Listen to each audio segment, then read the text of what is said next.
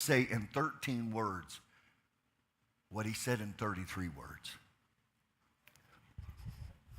I got anybody here that want to learn how to communicate clearer and simpler? Because do you realize in leadership how much communication is needed? Matter of fact, I just want to give you a little something on communication. We'll do a whole lesson on it, okay? But if you can just stop saying I, let me tell you what I'm going to do. Let me tell you, your ego is not your amigo. I kind of like that. That's pretty good, wasn't it? Yeah.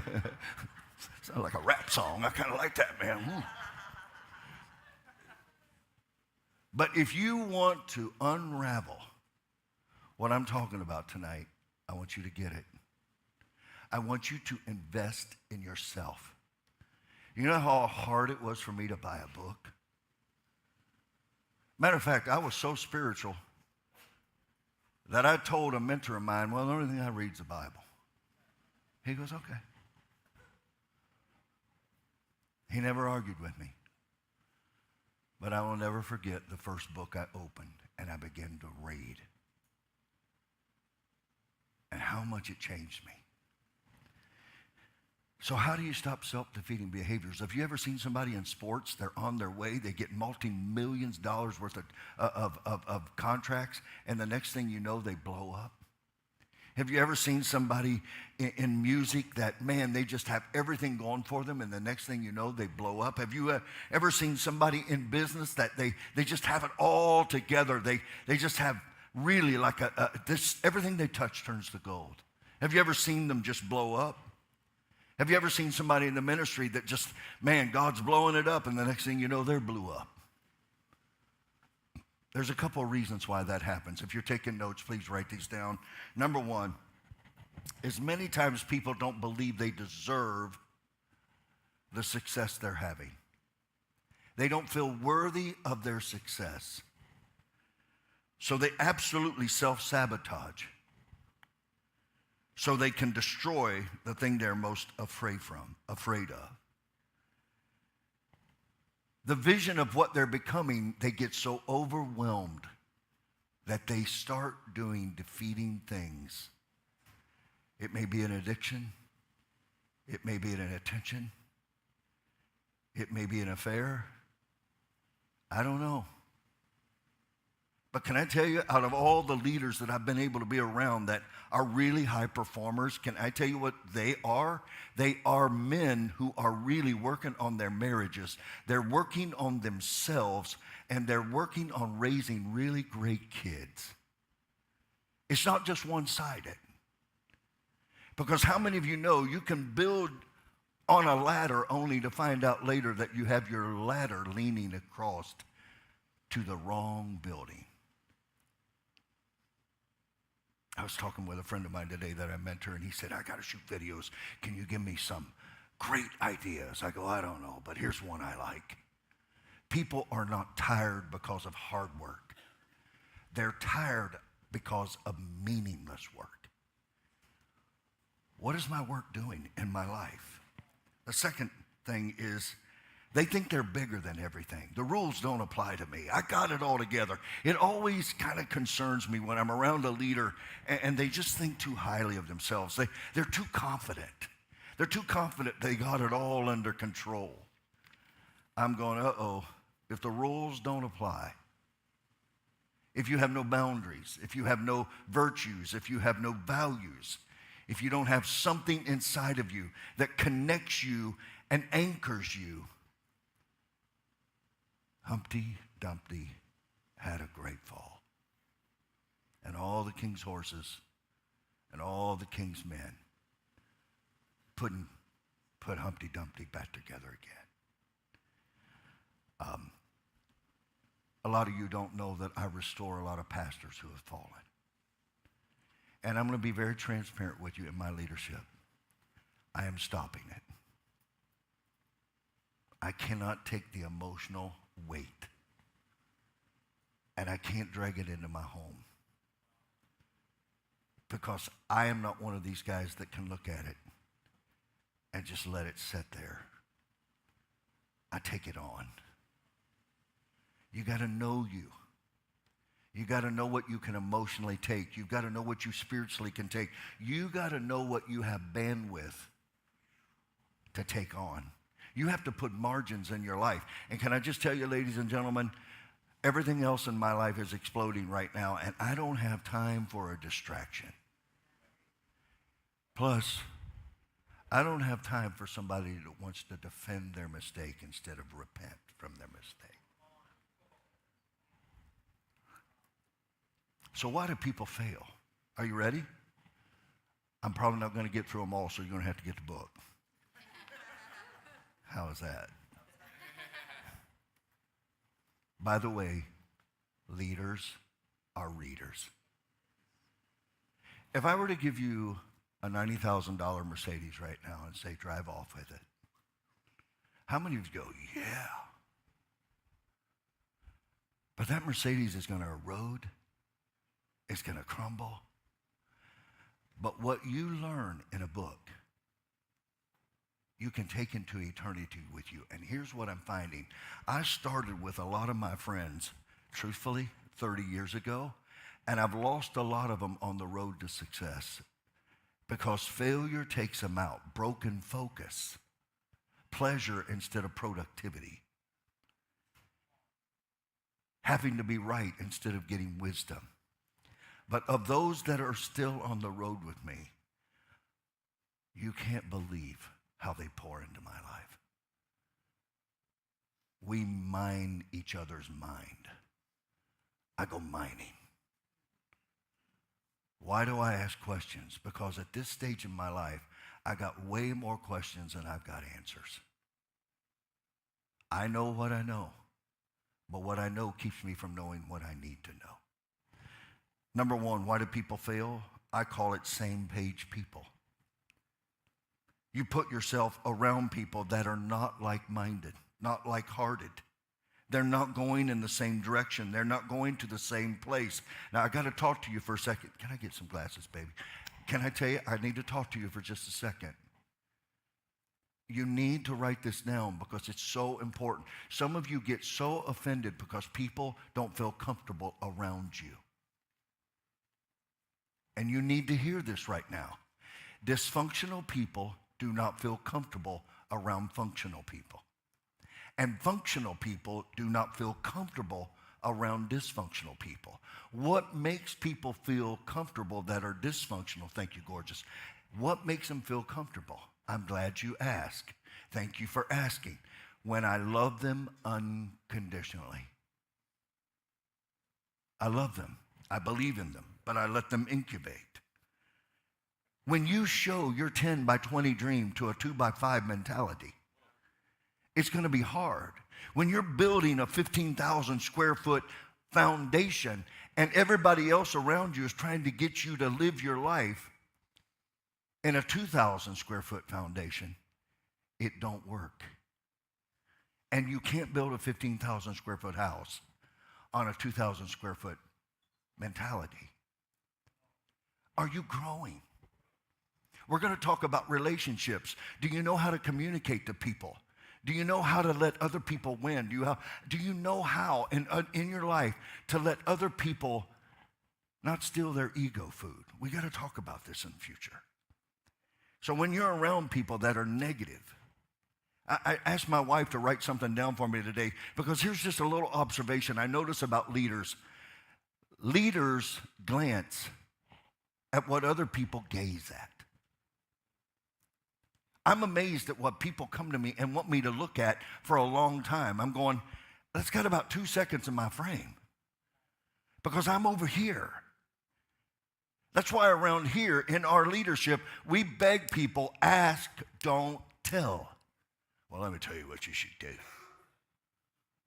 You don't even know what I'm doing. How many of you have got somebody right now who got a great plan for your life, telling you actually how you should live it, what you should do with it, and they've never done anything with theirs? All right, I'll move on. Watch out for negative people. The other thing, I cannot believe how negative people are. They just think negative.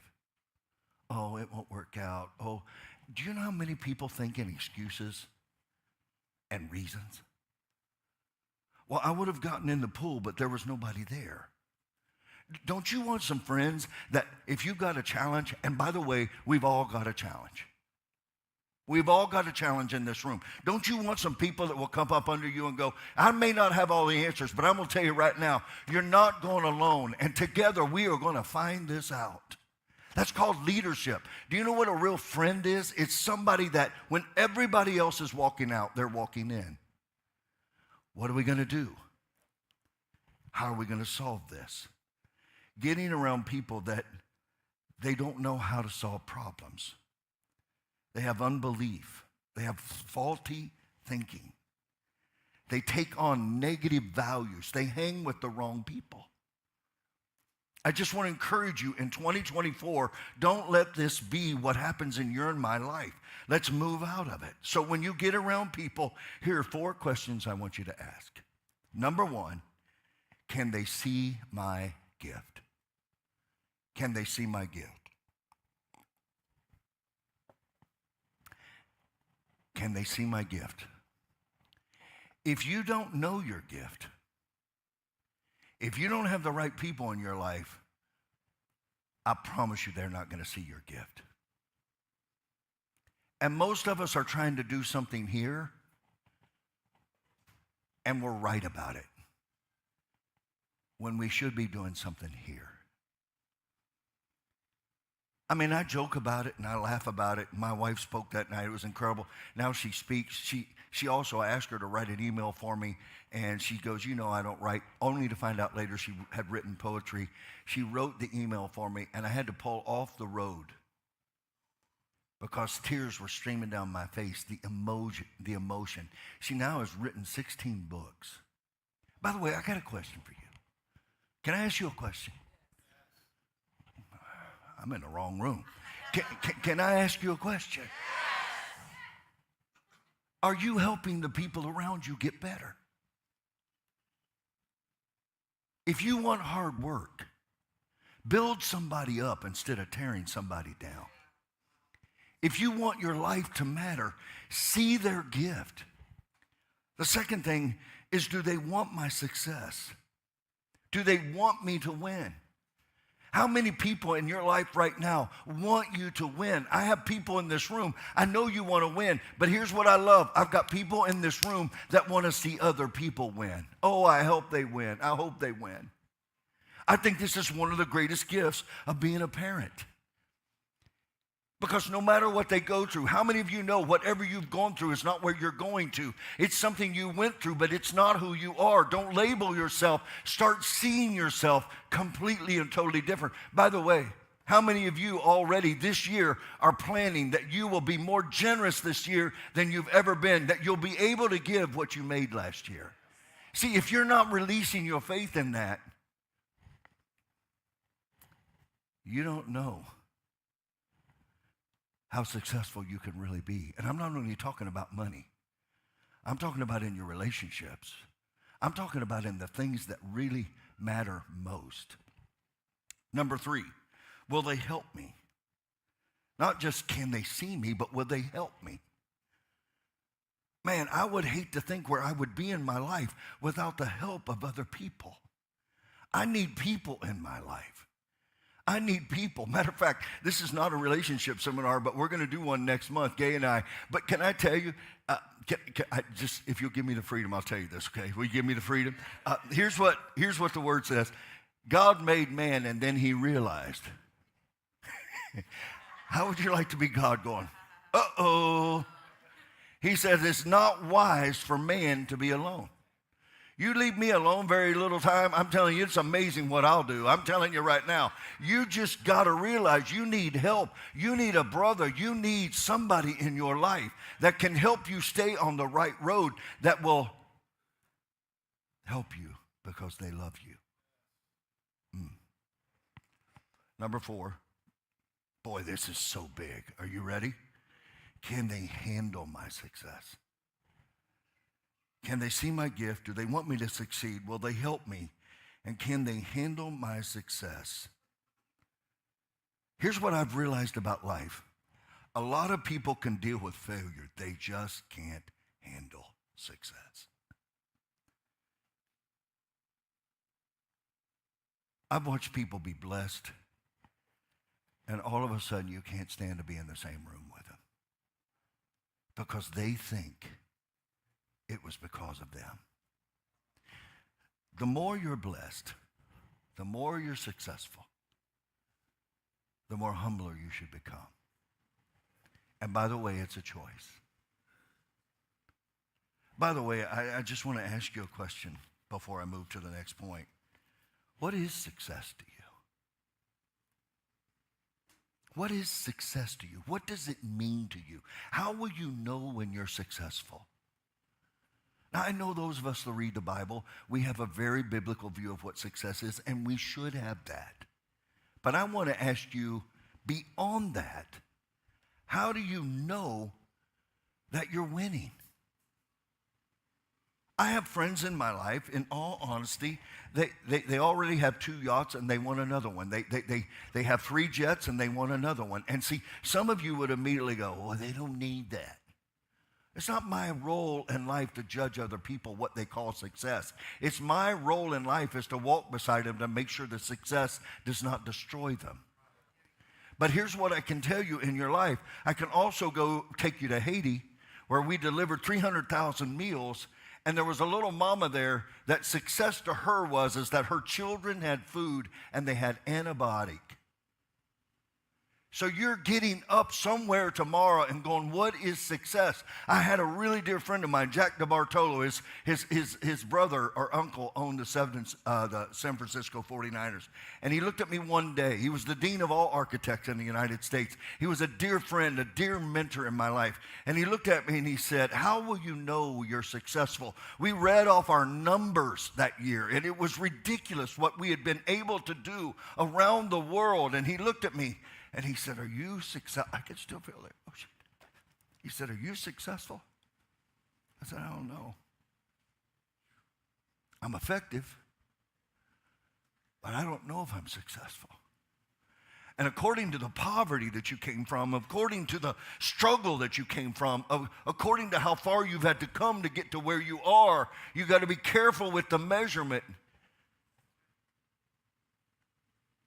Because if you don't know what success is, you don't know when you've arrived, and you will never have peace. Now, Zig Ziglar, a dear friend and mentor of mine, I loved him. I got to be with him for 30 years behind stage in Coliseums. And my wife was right. I would get him coffee, and I would sit with him, and I would just talk with him. And, oh, man, he used to just pour hours into me, and notebook after notebook after notebook after notebook. Nuggets.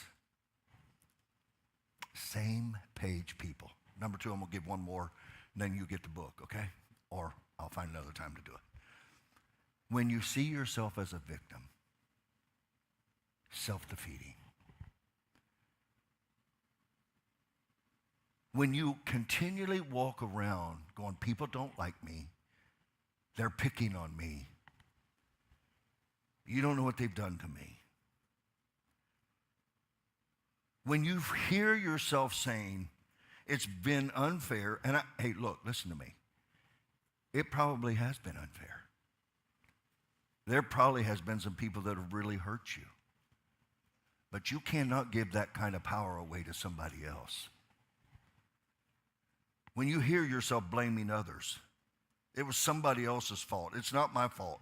If they would change, then I would change. That's not leadership. That's following. I have a statement that everybody gets really mad at me, but I'm just going looking at them. They'll come and tell me something. I'll go lead above it.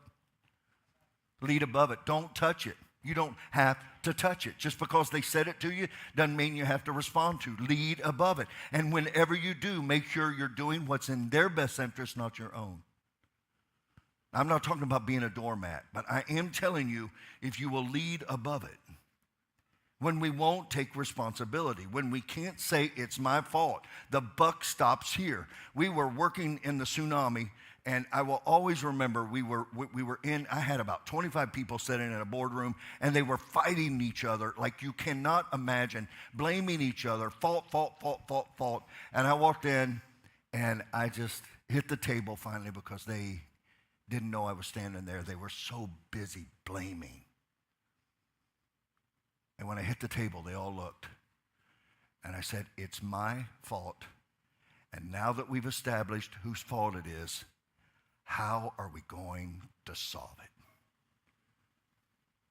Right now, tonight. Do you realize you're one ideal away from a completely different future? Do you realize you're one relationship from a totally different future? And I believe this with everything inside of me. You can feel that right now. I believe everything inside of me, that it's right in front of your face. It's closer than you think. Don't give up, but don't become a victim. Because if you start victimizing yourself, here's what it says. Self-pity is the easily the most destructive of all non-pharmaceutical narcotics. It's as addictive, gives momentary pleasure, and separates the victim from reality. God, wait. You ever been there? Just holding on to that moon. I'm begging you. My name is PT. I'm begging you to leave yesterday's pain behind. Get free, walk out of it. Drop the chains. And don't hold any grudges, and don't hold anything where you're trying to get even with somebody. And if you're a person of faith, I encourage you, just release your faith. There were two men. One was completely destroyed his life, and the other one had become mega successful. When they went and interviewed the two men and asked, why are you successful and why are you here? Both gave the same answer. My Father. Wow. Now I know you're going, yeah, just go ahead and be a little positive guy. A little positive. Matter of fact, I wrote a book on attitude. I encourage you to get it. I talk about the science of it, not just the reality of it. But you have no idea what enthusiasm will do in your life. It will change your paycheck. It will change your passion. It will change your relationships. It will attract the right people. And any environment you walk into, you will up the value of that culture. And here's what I can tell you. Listen, forget about the thief in the alley. Think about the thief that's in your mind. And it talks to you. And it steals from you. Don't let anybody steal your heart, your dreams, and your hopes. I speak a lot, and I'll have people walk up after I'm done, and they go, don't do it. And they break down, and I get it, because I've been there. They said, don't do it. I'm saying, what do you want me to do? Don't get my hopes up again. And I'm going, I am absolutely going to get your hopes up, because there's faith, hope, and love. And faith is the substance of things hoped for and the evidence of things not seen. I'm going to get your hope up, and when you get your hope up, your life is going to change in a way that's going to blow your ever-loving, living mind. I just want to encourage you. Do it. Can I give you one more? You sure you can take it? You're not going to fall asleep on me? I should charge you for this one, but I won't.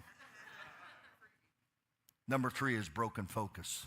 How to get out of your own way. More people fail from broken focus than any other single thing. Broken focus. Unclear. Have you ever lost focus?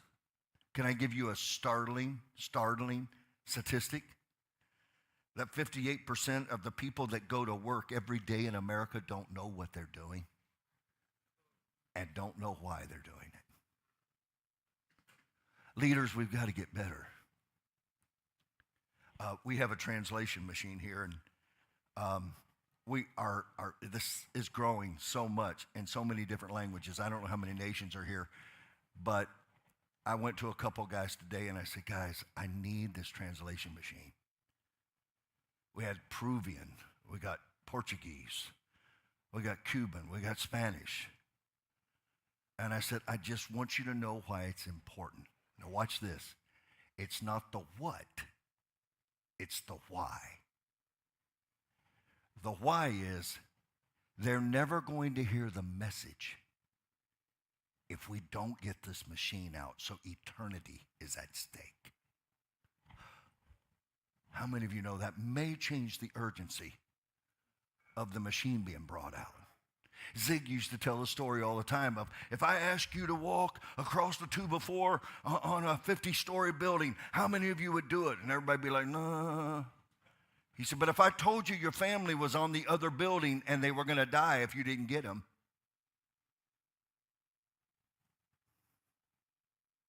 that's motivation. That's somebody that knows why. And I want to tell you this, somebody that has the why will always beat the somebody with the how. Because how always gives up, but why never surrenders. So in your life right now, broken focuses, what are you going to do with it? What are you going to do with your life? In your life right now. So you got to know right now, what is your vision? What is your mission? That's why out on the sign out there, when you see it here, it says, we deliver hope. Hope happens here. We give hope. So we're in 180 nations. We're doing 80 coliseums a year. We had 88,000 at-risk kids. My wife can tell you, great expense to my family. I had the highest level on 2 airlines at the same time. My son didn't know me.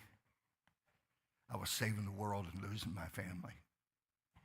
And I met this little lady, and she charged $250,000 to do strategy sessions.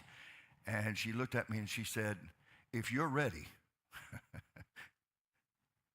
I'll come and help you for free. She got my attention. She walked us in our room, and the room was around, and we had all this paper in a strategy session of everything we were doing. We were writing songs, we were making albums. I mean, it went on around. We were feeding the poor, we were working. I mean, it was on and on and on. I had something called Hope Academy. Keith, my buddy back here, helped me do all this. We would give people, young kids, a 30-year jump. Matter of fact, I got something I want to announce to you I'm so excited about because I think we're going to do it, okay? I used to do something called champ camps, where we would take high school men and women and bring them in and make champions out of them and give them a 30-year jump where they could never be able to afford it. We're going to do it again. And so I'm so excited. Josh been helping me work on this. Greg's in the room. We're doing it together. But can I tell you, so we had all this up there, and she would walk in the room and she'd look at me and she goes, I just don't know what you do. And I'd be like, lady, you smoked and inhaled. I'm telling you right now. I'm going, you can't see what I do? She goes, no, I don't have any idea what you do. I said, ma'am, we sing, we speak, we write books. She goes, I don't know what you do. This went on for 4 days. She beat the mess out of me. And on a Friday night, at 3 o'clock in the morning, I want this for you. I want this for you. I want this for you. I woke up and I said, I know what I do. I walked in the next day and I looked her in the eye and I said, Sister Suzanne, she was a Catholic nun. I looked at her and I said, I know what I do. She said, what do you do, son? I said, ma'am, I give hope. She said, I'm proud of you. Every time I speak, tonight, I want you to leave with hope. If I have a cup of coffee with you, I want you to leave with hope. If I hug you out there in the breezeway, I want you to have hope. If I have a conversation with you and when you're struggling in your life, when you've made the worst decision of your life, I want you to walk away from me with hope. There's enough people robbing hope. We got to give hope. And so you in your life can never lose fact or lose focus on what it is you're called to do. It's why I'm begging every leader around me this year, find your word. My word last year was build. My word this year will be increase. Because I want everything in your life that's good to increase. Greater blessings, more joy, more wisdom, more business. Look, some of you came here tonight and you need a miracle. You're watching tonight. You need a miracle. You're in a tough place. But I want you to know I have hope. that your greatest breakthrough, your biggest turnaround, your greatest idea, your greatest opportunity is right in front of you.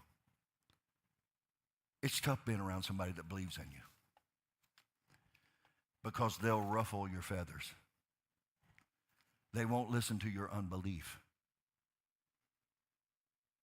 They're obnoxious with an idea that it's going to be okay. Anybody can stand in any environment and tell me what's wrong. I want somebody to speak what's right. It's tough right now, but it's about to get better. I believe that in this room, the greatest leaders in the world are about to emerge. We have emerging leaders in here. We have men and women in this room right here and online. And that right now, I promise you, we're about to see the biggest breakthroughs. There's this wonderful idea that my best days are not done. It's in front of me. And I want you to absolutely get intoxicated with the belief that I can overcome. Now, guys, self-defeating behaviors. How do you get out of your way? How do you stop? Don't go into 2024 with the same relationships. It doesn't mean you get in their face and tell them off. It just means I just need to slowly move over here. Be careful who you listen to.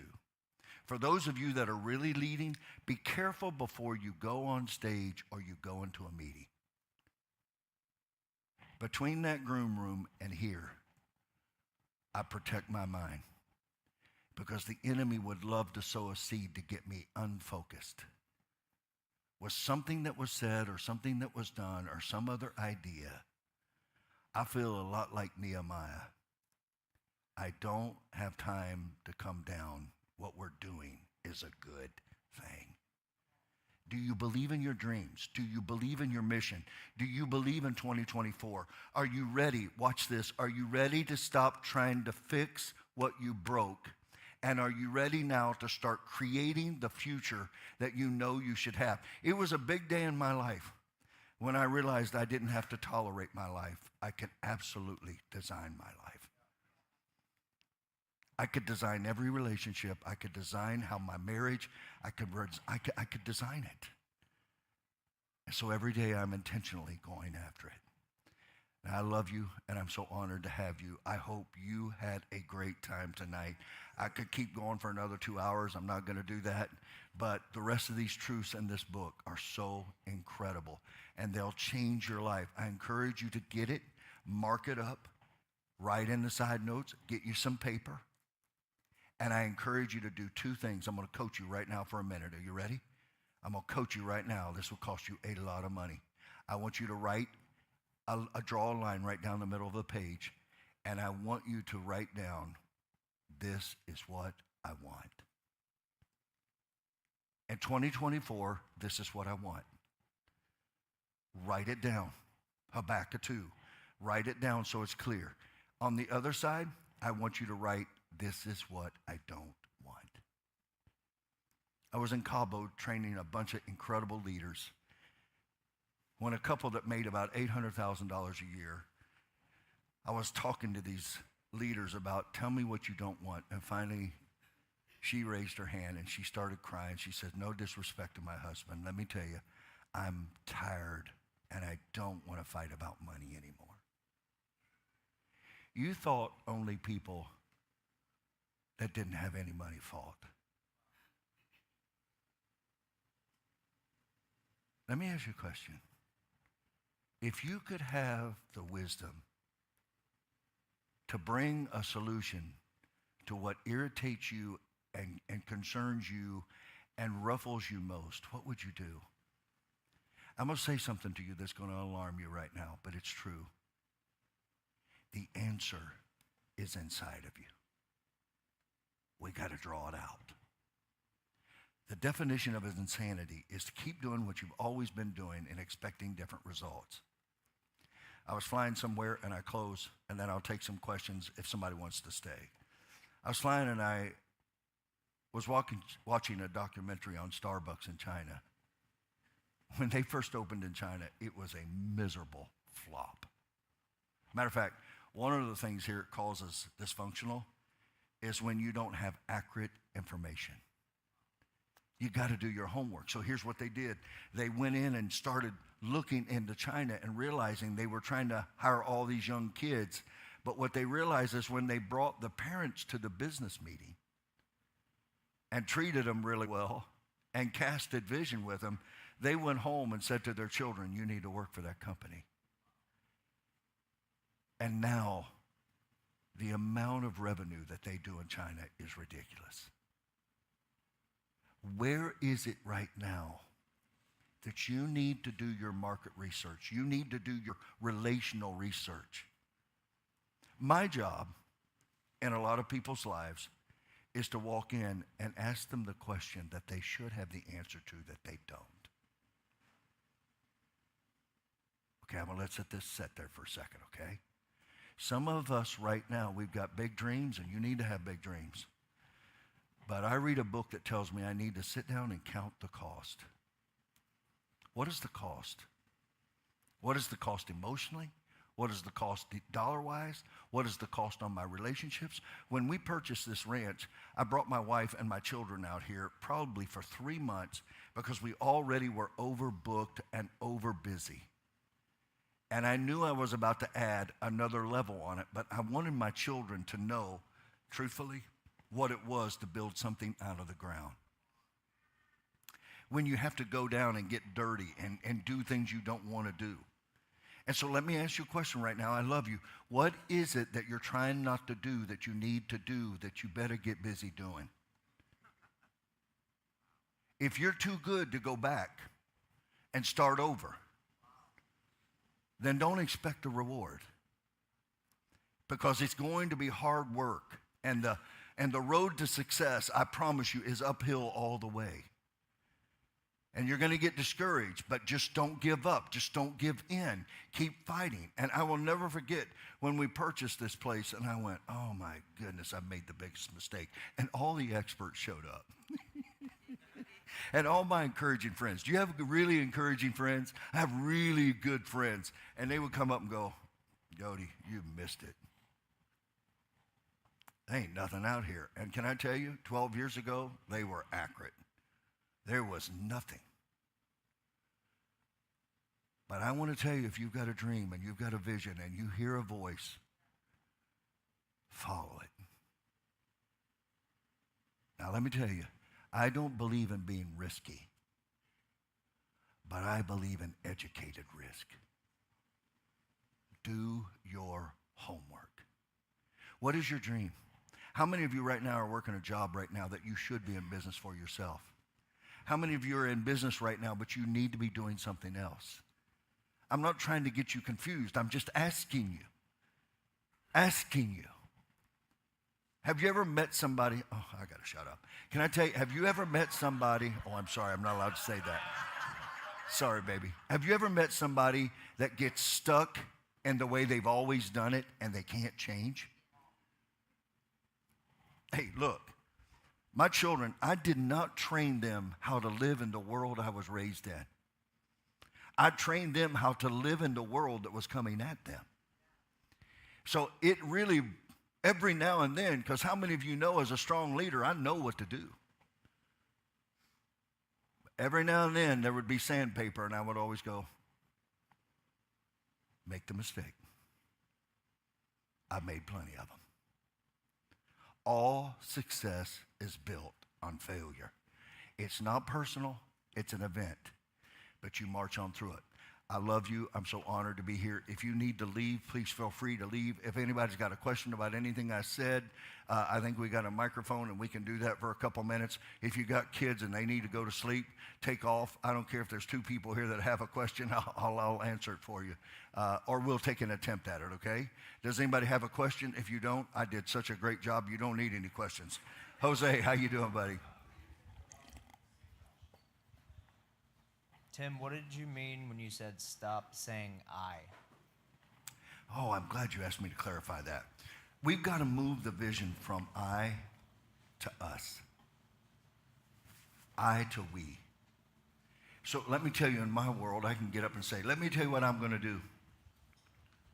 Or I can walk to this podium and go, let me tell you what we're going to do together. We. And if you ever get tempted to take the credit, give it away. That's what I'm talking about. We got to get away from I to we.